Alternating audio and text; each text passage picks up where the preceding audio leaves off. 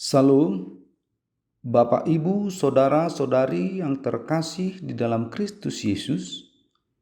Marilah kita mendengarkan firman Tuhan di hari ini.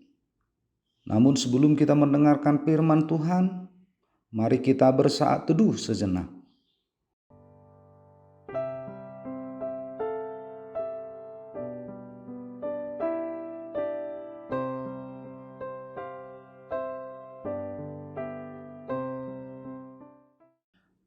Amin.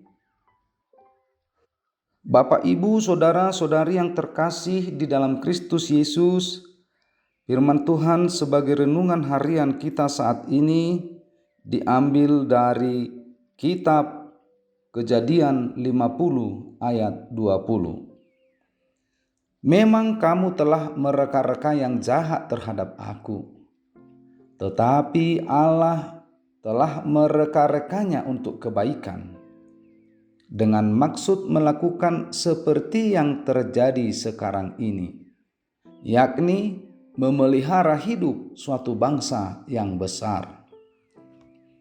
Dalam bahasa Batak dikatakan, najak dunian tutu tahini rohamuna do pakau, alai nadinggado hapatean ni dibahed debata patupahon songod dia nani idamuna sadarion laho panguluhon bangso nabolon.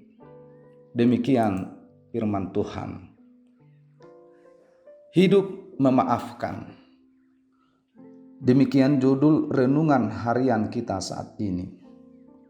Saya tidak tahu bagaimana perasaan kita saat ini jika ada orang yang menyakiti kita tanpa sebab.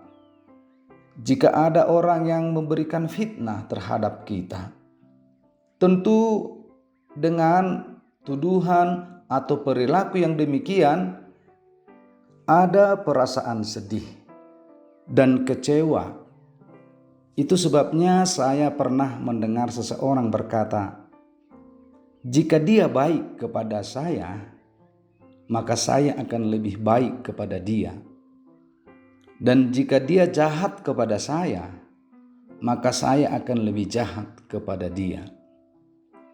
Mendengar ini saya teringat di dalam perjanjian lama tentang aturan mata ganti mata yang terdapat dalam hukum yang diberikan Allah melalui Musa kepada bangsa Israel zaman dulu, yaitu patah ganti patah, mata ganti mata, gigi ganti gigi, seperti dibuatnya orang lain bercacat, begitulah harus dibuat kepadanya.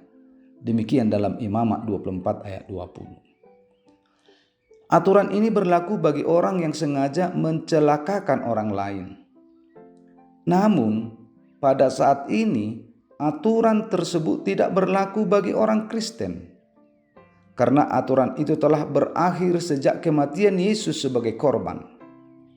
Ajaran kekristenan tidak memperbolehkan hukum balas dendam, tetapi hukum kasih. Nas kita saat ini memberikan teladan bagi kita bagaimana cara hidup orang-orang yang diselamatkan oleh Tuhan.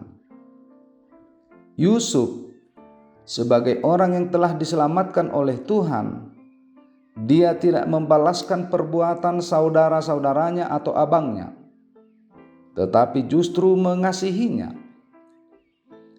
Yusuf mengalahkan kejahatan itu dengan kebaikan dan kasih. Kita pasti tahu bagaimana cerita Yusuf yang dibenci oleh abang-abangnya dan bagaimana rencana jahat mereka bahkan mau membunuh Yusuf. Saya tidak tahu bagaimana jika hal ini terjadi kepada diri kita sendiri, di mana saudara kandung kita sendiri menyakiti dan bahkan mau membunuh kita. Mungkin jika orang lain berbuat demikian kepada kita, masih dapat memaafkannya. Tetapi jika saudara kita sendiri, darah daging kita sendiri, di sini yang menjadi susah melupakannya. Nats ini menjadi perenungan bagi kita orang percaya saat ini. Kita diajarkan untuk mampu memaafkan kesalahan orang lain, mampu memaafkan orang yang menyakiti dan memfitnah kita, dan bahkan yang mau membunuh hidup kita. Yusuf percaya bahwa yang terjadi terhadap dirinya adalah suatu proses untuk memperkuat imannya, dan dia memahami bahwa yang terjadi dalam hidupnya di saat penderitaan tersebut akan membawa kebahagiaan di kemudian hari.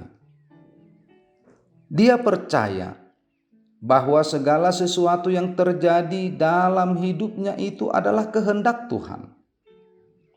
Banyak cara Tuhan untuk membuat proses dalam hidup kita. Mari kita mengimaninya sama seperti yang diimani oleh Yusuf. Oleh sebab itu, marilah kita mengimani segala proses yang dirancang oleh Tuhan dalam hidup kita, dan tetap percaya bahwa Tuhan menyertai kita.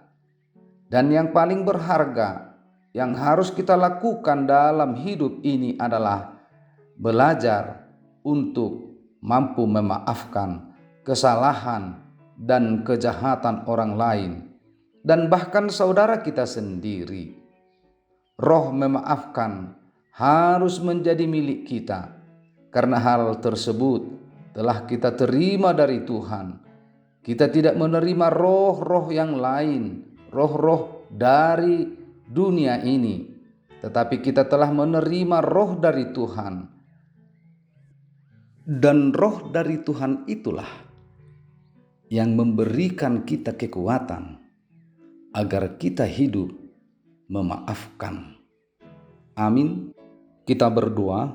Terima kasih Bapa Surgawi atas firman-Mu yang menjegarkan hidup kami hari ini, yang mengingatkan kami agar kami hidup memaafkan. Kami yakin dan percaya dengan kuat kuasa Roh-Mu, hidup memaafkan akan menjadi bagian dalam hidup kami, karena kami tahu Tuhan telah memaafkan, menghapus, dan menyelamatkan hidup kami. Didorong oleh karena kami telah Tuhan selamatkan, kiranya juga kami mampu memaafkan saudara-saudari kami yang menyakiti kami. Ajar kami ya Tuhan agar tetap setia dalam firman-Mu. Berkati aktivitas kami hari ini.